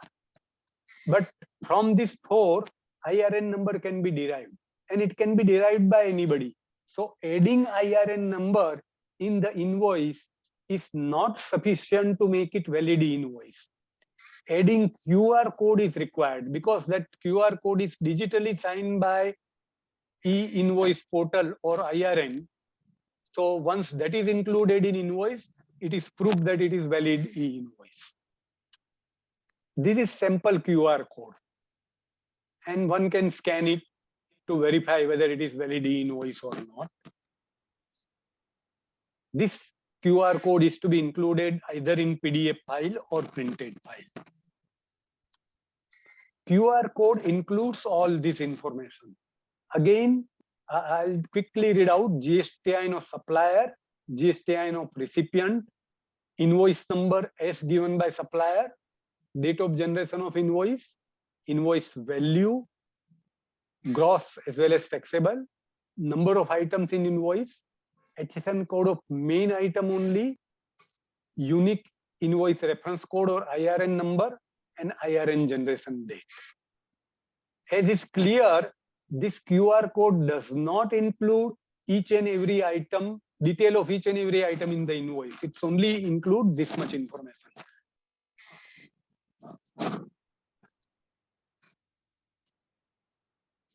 Now data migration. Once this e-invoice we have already prepared, how does e-way bill portal handle the data? The data are migrated to e-way bill portal so that you can make e-way bill based on that e-invoice. Data are also migrated to GSTR1 portal so that you can see it, and ultimately it will go to your GSTR2 and 2B of your recipient or your customer, and this is done, that is entry in GSTR1 is done within T+3 days. E-invoice portal will not keep your invoice within T+3 days. After that, that e-invoice detail, the invoice data, detailed data will be removed from E-Invoice portal, and you will not get thereafter. Now, privatization of E-Invoice portal. At present, there is only one E-Invoice portal working.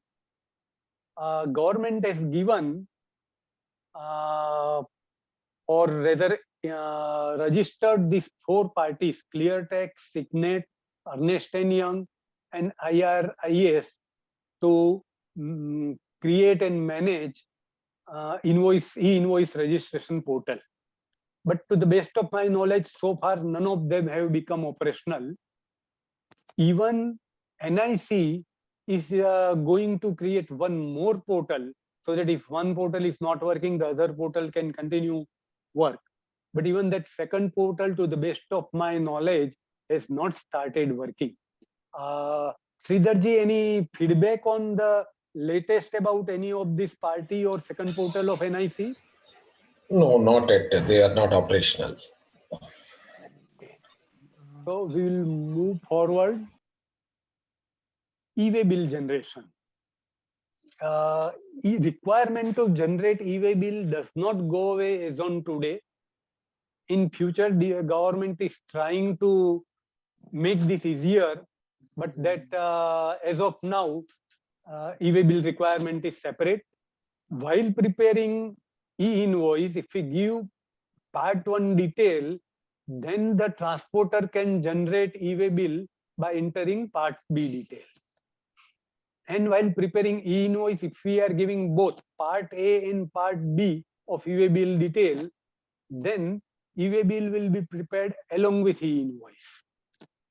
But if e-way bill is not prepared, then subsequently it can be prepared on e-way bill portal.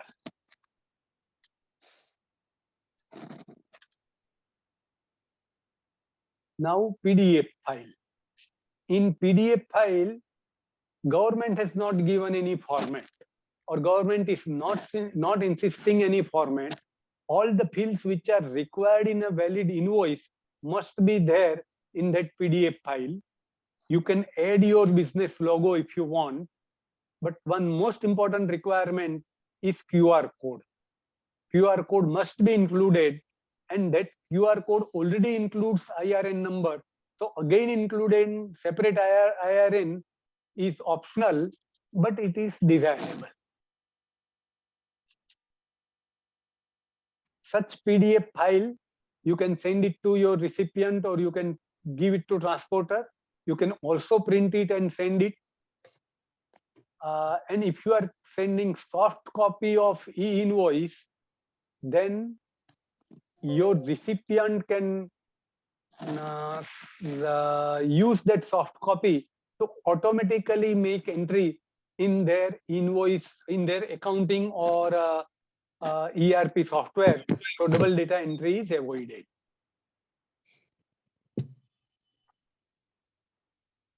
For printing your invoice, you cannot use dot matrix printer, because that dot matrix printer does not give full clarity while printing. So nobody will be able to scan it properly. And there should be no stapling or punching on the QR code. Otherwise, that QR code will become invalid.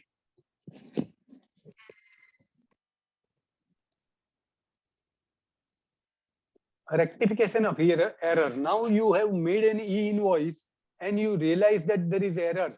Can you correct it? First of all, no changes are permitted in e-invoice. Once e-invoice is registered on e-invoice portal, you cannot make absolutely any change. But till the end of next day, you can cancel the invoice, and then you can make another invoice, but it should have next or another document number. You cannot make another e-invoice with the same document number. The second option, if you are realizing after the next day, then you can cancel the entry on GSTIN portal where you will be getting entries of GSTR1. We can cancel that entry and then make another e-invoice with different invoice number. Then third option, you can modify the auto-generated GSTR1 entry. However, when you are modifying, reference to e-invoice is automatically gets deleted. So you will not be having a reference or link to e-invoice, and therefore it is not really very advisable option, because you may not be able to prove link to e-invoice. The fourth option, which is one of the desirable option, is to use debit note or credit note. And this debit note or credit note can be used for the specific reason. If you are correcting, there are certain purpose for which only you can correct or create debit note and credit note, those reasons, for only those reasons it can be created. Sridharji, can you give little more information on for which purpose debit note and credit note can be created? Yeah. So see, mainly debit note, credit note, as I told you earlier also, it should be in the shoes of the supplier, not in the shoes of the recipient. So first thing is in the shoes of the supplier. Now you have made the supply, but the price quoted there is less than the purchase order. So in that case, what people earlier used to do is that, ठीक है वो invoice का ला दो कोई बात नहीं अभी return file नहीं हुआ है तो get the invoice, we'll correct it and we'll give him and we'll correct our copy also, whatever it is. No, that is not legal way of doing, even though it was being practiced. So the legal way of doing is that once an invoice is raised, you are not supposed to alter or do anything, which can result in tax impact. So you cannot alter that. So in which case, what you are required to do is that in case of an upward revision, that is the price, the taxable value quoted by you in the e-invoice is lesser than what it should have been, then for that difference, you are supposed to raise a debit note. It can be due to an upward revision at a later date, or immediately also you have raised the e-invoice, then immediately you notice that yes, the price quoted by you is wrong. Either you can go for cancellation, नहीं cancellation नहीं करेंगे हम या cancellation का time हो गया है, then what you are required to do is that you are required to raise a debit note for that differential amount along with the tax is concerned. So in debit note, not much of confusion. It can be either at the time of supply or post supply, as the case may be. Whenever there is anything, any value that has been left out which has not attracted tax, then you are required to raise a debit note. Coming to credit note is concerned, that is where we need to have a look at it. Credit note, it is always post supply is concerned.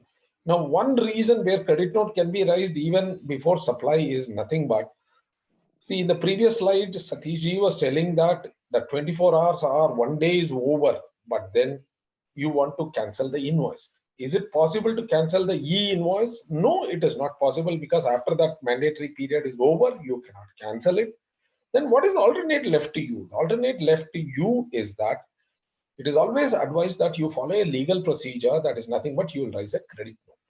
The credit note, you will tell that this invoice, there was a clerical error, so you are, cancelling it. That's the reason you have issued a credit note. Or you can tell that it is not as per schedule, or whatever reason that is there, actually, because the goods have not moved. So when the goods have not moved, invoice is there and cancellation period is over, the right way to do it is to see that you raise a credit note. This is okay, fine, no problem. But in cases where the goods have moved, then post supply, you want to make changes to the invoice. You cannot go and change the invoice, because e-invoice, as rightly pointed out by Satish ji, that once you have generated a e-invoice, you cannot amend it. You cannot amend, even though people, what they do is they go to serial number 9A of GSTR1 and try to do it. But actually, amendment to a e-invoice is not possible. The only way is by way of a debit note or a credit note. Now, coming to credit note, the price charged by you in the invoice is on the higher side. Instead of charging 90, you have charged 100. You know it, but e-invoice is generated and the cancellation period is over. Then what you will have to do? Issue a credit note for that differential amount, mentioning the reasons, subject to the eligibility under section 34 and section 15, as the case may be. Then next thing is that, yes, goods have gone and the party has rejected it. Party has rejected the goods either in full or partial, or due to quality reasons, he is going to deduct your payment.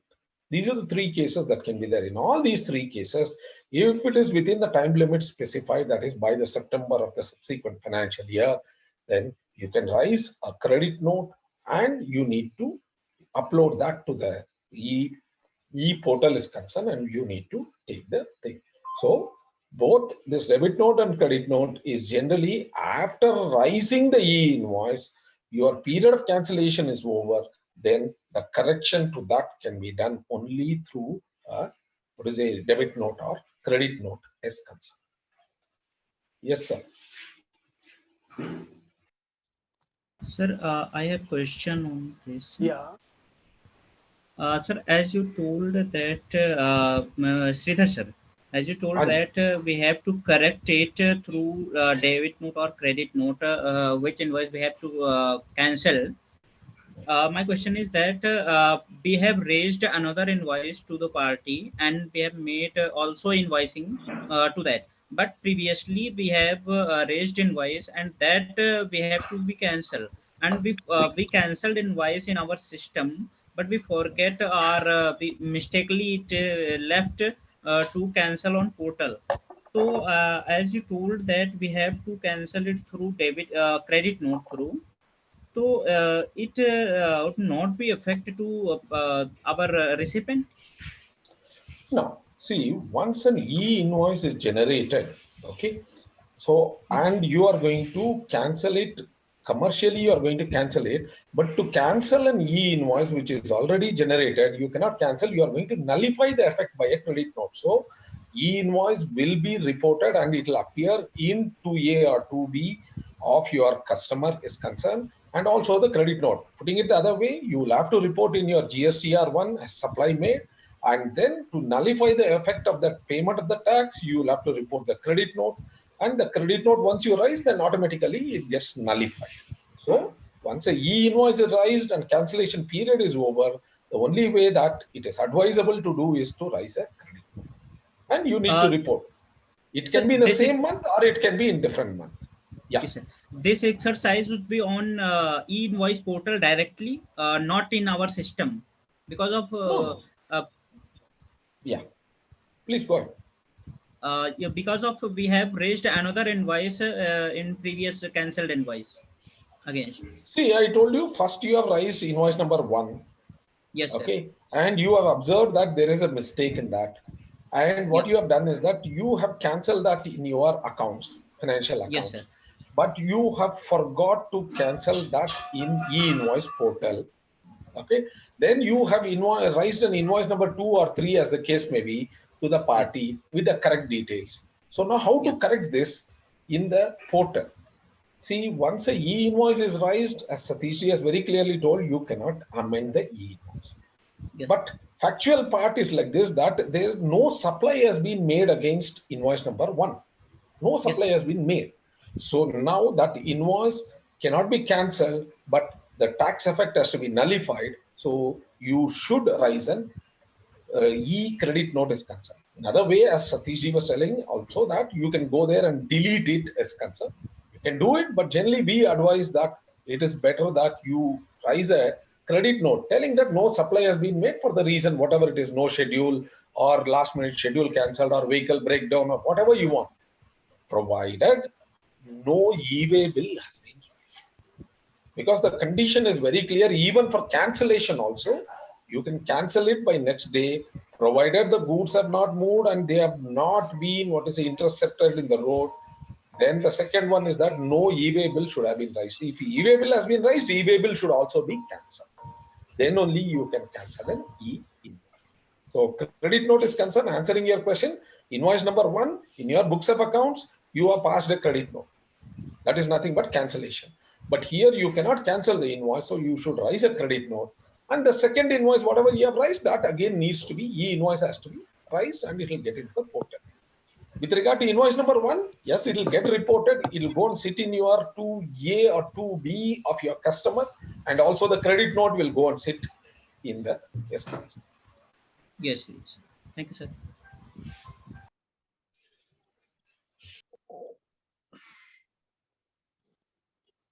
Okay. So we'll move a little faster now. Checking supplier. Now, if we are seeing the other side of the story.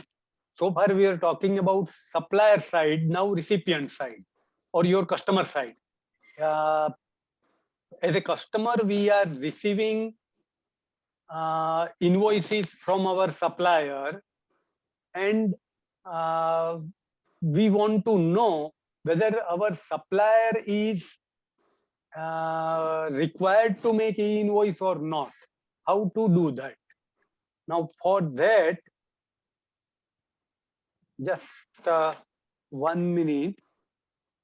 We can go to this e-invoice portal, and there facility is provided for checking. We can go to search, then e-invoice status of taxpayer. Let me say I will copy this. I'll go to any browser. I'll copy it, paste it in the address bar and press enter. So e-invoice portal will open. On this e-invoice portal, our path is search e-invoice status of taxpayer. So here there is a search and e-invoice status of taxpayer. I am clicking on it. Now it will ask me to enter GSTIN number here, and I have to put this captcha, and then I have to enter in go. If I do it, it will show whether the GSTIN number is enabled for e-invoice creation or not. So this is the way we can check whether our suppliers, they are supposed to make e-invoice or not. Sir, when we have more number of suppliers, then how we can one by one check this? This is possible one by one only. I don't know, some of the software may provide bulk checking, but the e-invoice portal at present does not provide bulk checking. Anyhow, another important point is this is required once only. You don't have to require every time you receive invoice. Once you supplier, you check your one supplier, you should note down in your master file or against that supplier that this is I have verified. Second time only next year you have to check. Okay, sir. Next point is checking PDF or printed invoice. You have received invoice from your supplier, and you know that that supplier is supposed to make e-invoice. Now the invoice which you have received, is it valid e-invoice or not? How do you check? Now very first simple check, if there is no QR code on the invoice, it is not e-invoice. So if it is not, then there is nothing to be done. You can tell your supplier simply that this is not valid invoice. Please give me e-invoice with valid QR code. If there is a QR code, then how to check? Then e-invoice portal is giving a mobile application. Using that mobile application, you can scan the QR code. And again, that mobile application is available on e-invoice portal from help menu, tools, and verify QR code. This application is not available on Google Play Store. You have to go to e-invoice portal only. So again, I'll show you. This is e-invoice portal. Let's go back. It is not, back arrow is not permitting. I'll change the address and click enter. So I'm back on e-invoice portal. On help menu, there are tools and verify QR code. I'm selecting this option. I have to give my mobile number. I have to enter OTP, which will come on my mobile. Once if I enter on my mobile number, that application can be downloaded. And using that application, I can check the QR code. So this is way you can check QR code. One, if you have received the invoice in PDF or printed copy format.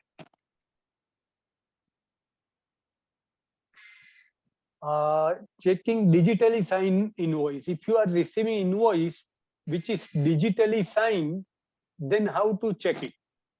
For that, again on e-invoice portal, on search, there is a verify sign invoice option is available. Satish ji आपका screen नहीं दिख रहा है. Oh, sorry. You not shared it for quite some time. Sorry.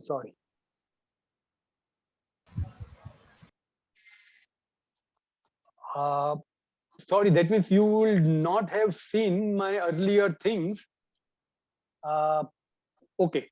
I'll show you, repeat those things.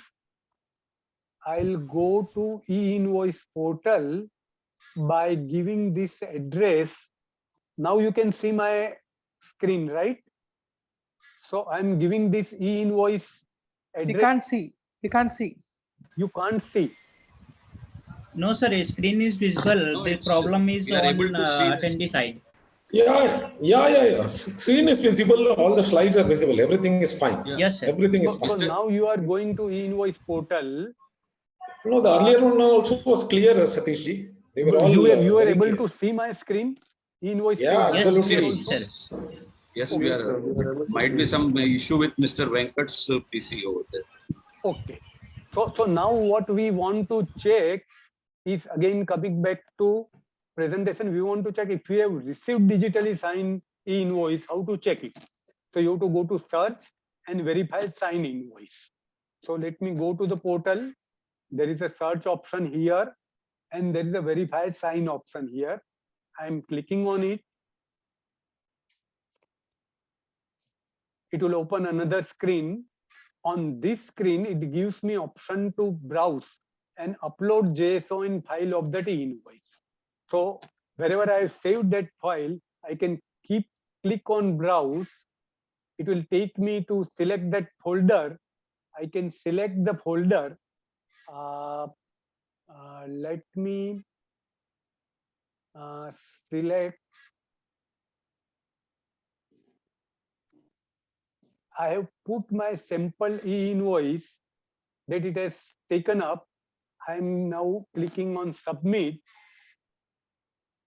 It is say digitally signed certificate detail. It is valid sign and it is showing detail of e-invoice. So this way you can select soft copy of e-invoice from your portal, your folder, and the e-invoice portal will verify and confirm it. I'll go back to the presentation. So now this part of e-invoice part B is also over. If there are any question, I can take, otherwise I'll move to part C. As we are 12:30, we'll be finishing part C little faster. Just 1 minute. Yes, sir, you carry on. My one question is pending, but I will ask it later. That is on e-way bill. Okay, now e-way bill point we have already covered earlier, so you can ask the question. We'll take your question first. Sir, my question is that e-way bill and e-invoicing both would be parallel, or only if we are making e-invoice, then way bill is not required. No, e-way bill is also required, but only they have given you facility. If you want to make them together, you can make it together. But both documents are required. Okay, sir. See, as I told you earlier itself, that they are under two different rules are concerned. So it is maybe, and also Satish mentioned that the intention of the government is at a later date to remove e-way bill if it is a e-generated invoice, because when the QR code is scanned, all the details, everything is available. Yes. But right now, they are on two different legal provisions are concerned. So e-way bill rising is one, and you are already say e-invoice is another, but they are interlinked. Both are required. For movement of goods, both are required. Okay, thank you, sir. Okay, so now we will Sridhar move sir. to Sridhar yes. sir, one question. Yes. As right now you have mentioned that both are required for movement of goods. So both are required in hard copy is required, or we can have a soft copy, just providing the transporter or the tempo driver having the soft copy in his mobile phone like that. Or hard copy should be required. See, that part of it, I think so Satish ji has very clearly told what is PDF and what is a soft copy. If it is a PDF, Right. No, you are supposed to carry hard copy. But if it is a soft copy, then it is allowed. But going by the practical experience, I'm telling you, these officers who catch you at the road, they don't understand all these things. उनको खाली ये चाहिए कि invoice ई invoice है कि नहीं. तो see, legal part is one, the other side practical part. My advice would be better carry a QR code, the invoice having a QR code along with the e-way bill is concerned. So Sridharji, what I understand, hard copy should be carried, or whether it will be okay to carry PDF on mobile phone? No, PDF they don't accept. They are telling that no, that is not a valid document. It should soft copy, and PDF is not a soft copy. And one more thing I'm telling you, at times when they are caught on the road, you can't argue with them, you can't talk to them. Unka kanuni alag hai. So advice, corporate call is that it is better you carry a printout along with the QR code is concerned. Okay, so clear? Yes, sir. Move further. How to generate e-invoice? For that, the portal are providing free tools. There are 6 tools are available. For these free tools, some manual work will be required because data entry you might have already done in your accounting or your invoicing software, and either again you have to do data entry in this tool or you have to transfer data. So some additional work is required. Then second option is to use commercial software. There are lots of software available in market now. You can use those software to generate e-invoice. And one of the very important effect of this e-invoice is that it will encourage computerization. If you are using ERP software or invoicing software, once you have made invoice, only you have to click on a button, select the invoices and click on a button to make e-invoices. You don't have to do anything extra. So your work becomes very simple, and that will encourage you to use ERP or invoice preparation software.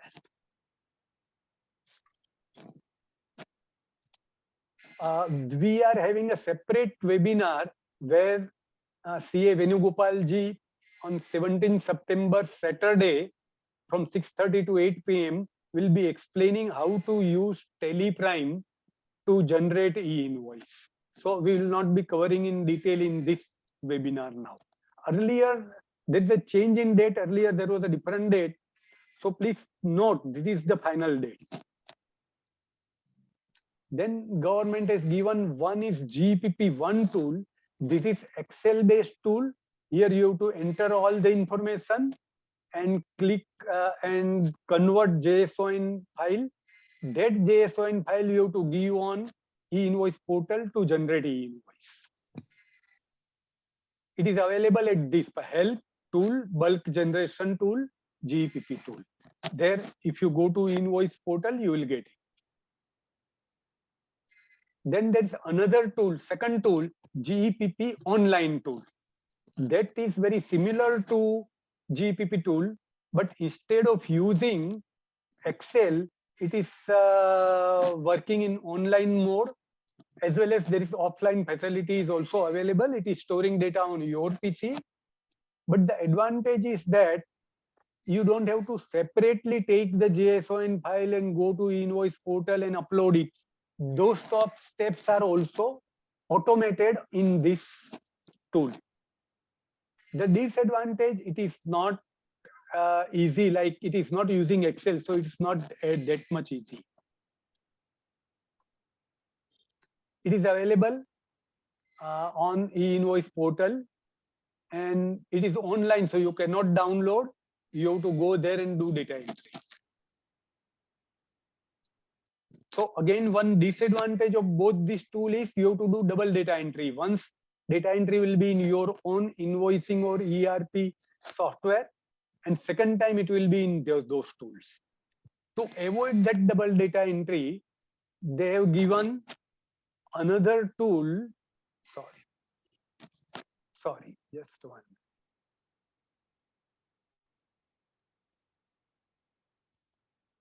Bulk JSON tool. There are 4 bulk JSON tool where again duplicate data entry is not required.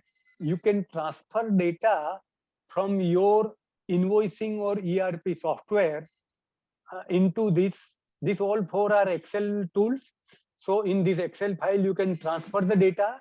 It will check validity. If the data are valid, it will convert into JSON. And then that JSON file, you have to transfer to E-Invoice portal to generate E-Invoice tools, invoices.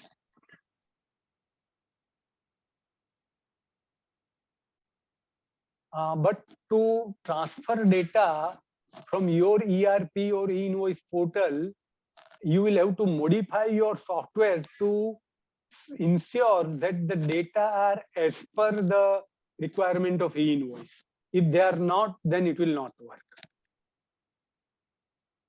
There are tool A and B. In this tool A is in a single sheet. You have to transfer all the data. In tool B, there are two sheets, one for invoice detail and one for item-wise detail.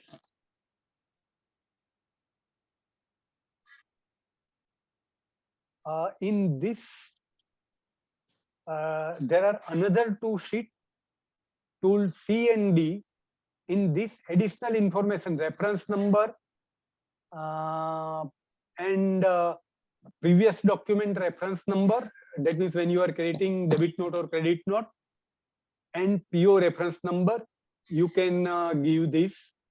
In tool C, again, there are multiple sheets. In each sheet, you can give one part of information.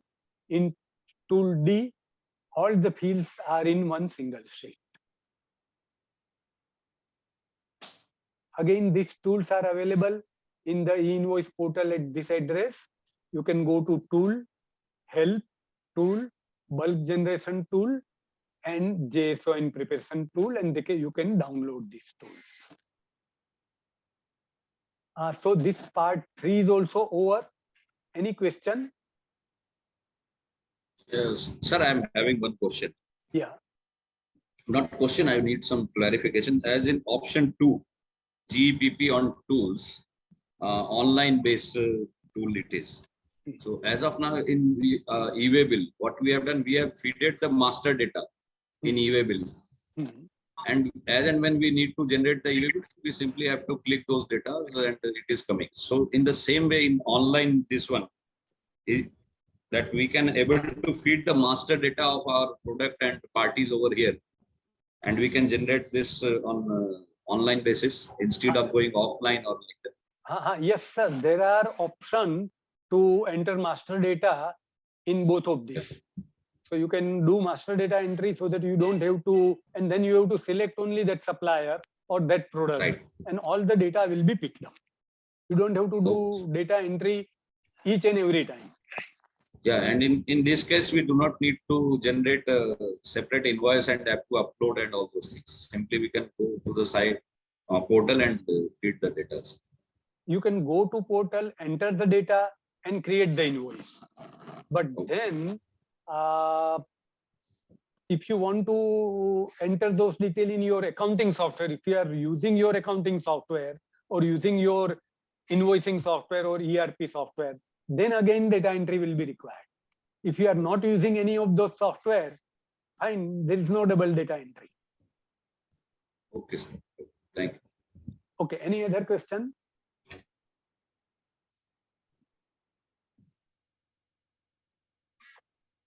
Okay, we will move to next part. Now this is reference, so I will very quickly move. You can refer. I already shared this presentation and will be sharing once again, so you can refer to these slides.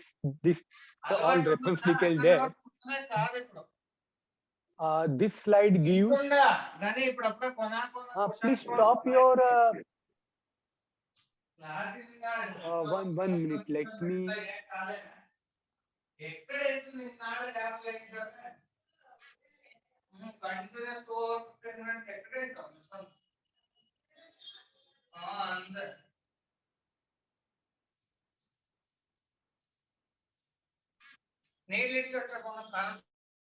I've muted all participants since voice was coming. But if somebody wants to ask question, he can unmute himself and ask the question. So this slide gives you E-Invoice portal detail, as well as there is one sandbox portal where if you are using some software, you can use this portal for testing. Then Sir, hello. Sir, I have one question. Yeah. Sir, in a slide you have written, invoice of past date can be made. Invoicing was applicable to me from 1st April 2022. Yeah. Although not more than 10 invoices is not there, but can I made it now? Yes, you can make it now. But have you paid GST Yes, sir. for those 10 invoice? Yes, sir. If you already paid GST, you can make it now. There is no, I mean, government is, as of now, government is not applying any penalty for that. For past date, I will make the invoice in past date. Your date has to be original date. Yes, yes. In the invoice, whatever date you have entered, yes, that sir. date will be there. As of today, government is not applying any penalty. Okay, thank you. This next slide gives all the notifications which were issued for E-Invoice. If you want to refer, you can refer to it.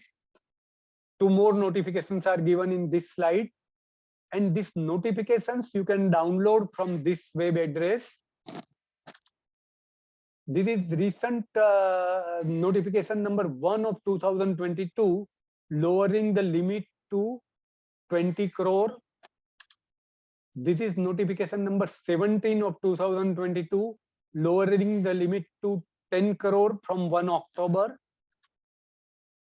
These are some relevant rules relating to E-Invoice. And with this part, D is over. If you want to become member of Knowledge Sharing Hub, you can send me a message via WhatsApp on this number or on Telegram via this, and I'll send you detail for becoming member.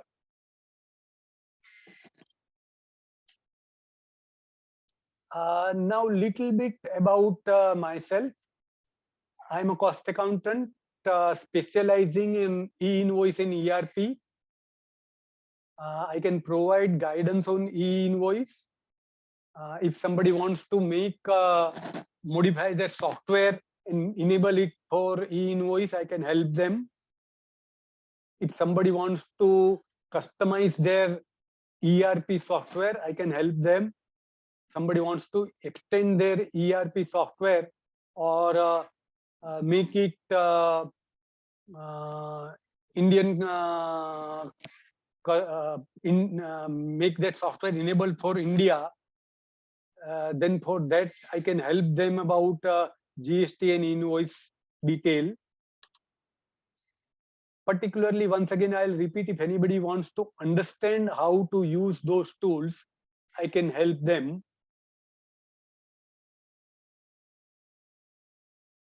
And next session, once again on 17th September, Venugopal ji will conduct and he will show how to use Tally for E-Invoice. And this is finally legal notice. We have tried to give all the information as accurate as possible. But if there is any error or any change, we don't accept any responsibility. With this session is over. If there is any other question, we can take now.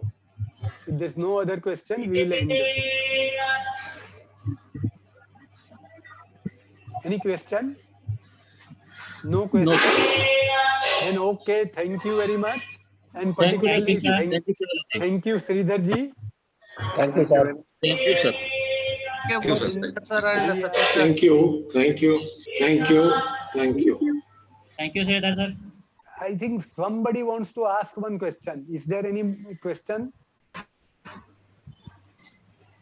No question, we will end the session. Thank you. Thank you, sir. Happy weekend. Thank Thank you and happy weekend.